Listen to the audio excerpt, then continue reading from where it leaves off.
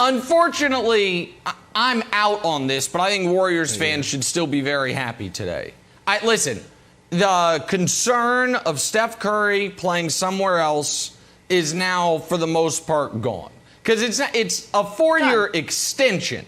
So it just tacks on to he already has a year left. So he's now locked in for the next 5 years. So Steph Curry is pacing to have Dirk, Kobe, Duncan, that type of career. One franchise, iconic player, the best player in history of the franchise, in Steph's case, unquestioned. So that's great.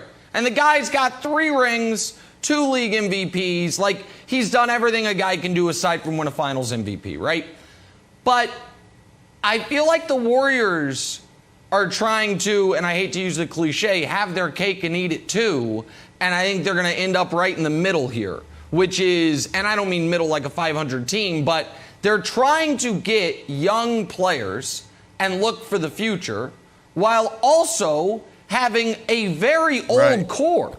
When the playoffs start next year, Steph will be 34. Klay will be 32. Draymond will be 32. Meanwhile, in this year's draft, they drafted an 18-year-old and a 19-year-old to go along with the kid Wiseman, who they knew when they drafted him that he was a project as well last year. Like, Brandon, everyone laughed at the trade Daryl Morey offered. And Daryl Morey said, hey, you want Ben Simmons? Give me the 7th pick, the 14th pick, 2 future lottery picks, and to make the money work, Wiseman and Wiggins. Everyone's like, oh, my God, what a laughable ask. I think the Warriors should have done that. I think if you have Ben Simmons, and it is a lot, but if Ben Simmons this year would give you a better chance to win than Kuminga and Moses Moody, Wiseman and Wiggins, and then all of a sudden it's like we've got a really good 4. A really good 4. Steph, Klay, Simmons, and Dre, 2 of the best shooters in basketball, 2 of the best defenders in basketball. That is a tough playoff 4. Instead, you've got this old, really good part of your team, these young projects who won't help you at all this year. So I don't think they'll contend in what's left of Steph's prime, Brandon. So what I hear you saying is that they're comfortable. I want to be so in on this because you have a once-in-a-lifetime type talent in Steph Curry, all right, and you just paid him. Why would you be comfortable just being just average? I just don't understand that. Why wouldn't you make a move? Now, Nick, I think, it is telling that they didn't consider that. But that's a lot, man. 7, 4, 2 it is a lot. Future lottery picks, and then Wiseman. That may be too much. But, so I want to be in on this because if you make this type of move where you're saying we're going to commit to Steph Curry in a major way for the next 4 or 5 years, then why wouldn't you go out there and try to figure out a way? Everybody else is doing it, right? You have the Nets out there in the East. You have Philly. They're going to be aggressive, continue to be aggressive. You have the Lakers, right? You got to figure it out. Yeah. But until I see it, I'm going to be out, Wiles. I'm going to be out because – the landscape is it's too much competition out there. When you think about their run and how amazing they were years ago, they had a really good team with crazy shot-making ability, right? We're talking about guys that's coming off the bench like Sean Livingston coming in there and giving people the business, right? There was no drop-off. There was no letdown when those guys were on the bench. Iguodala coming in making big shots and competing on the defensive side. Like, they were a complete team with guys that can get it done offensively. Now, they just have crazy shot-making ability, and that's assuming Klay comes back and Klay is right, he picks up right where he left off. So they're not a complete team. So I got to be out on this until I see them be a little bit more aggressive. Okay, I am wildly in on it.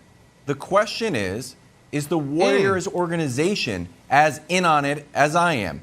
And now, look, I'm going to do a take here that is very Colin Cowherd-esque. I worked with Colin for a while. I've been listening to a lot of Colin. So a lot of Colin is like floating around my brain. So here it goes. This is almost like a Colin cover song of something he would do. Nick, you would like this. You were a big Colin guy as well. So here's the thing, what's wrong with the Warriors.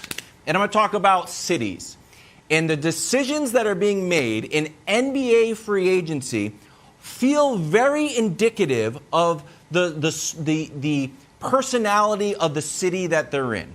So you've got New York and Boston they're old cities. They're old East Coast, established 400 years ago. They're always trying to recapture the past. Oh, the greatest arena on earth. Oh, we can go back to the 70s with Walt Clyde Frazier. And the Celtics are trying to hang another banner. It's all about the past, right?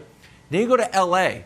L.A. is all about the now. Hey, what's your movie do? How'd your movie do this weekend? Who's the new hot music artist right now? That's LeBron. LeBron is right now. Trade the whole team. Trade Lonzo Ball. Get Julius Randle out of here. I want right now. Get AD. It's right now. Get 9 new guys. Oh, they're all 35 plus. I don't care. We're about right now. And then you go up to Silicon Valley, San Francisco Bay Area, Oakland area, Warriors area. It's all about the future.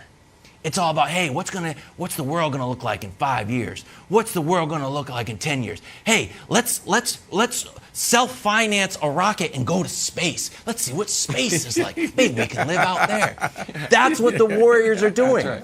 The Warriors need to be less future-centric and more now-centric. And Pepper, can we put up their moves that the Warriors made to try to take advantage of Klay Thompson's shrinking window, Draymond's shrinking window, Steph shrinking? This is their big moves.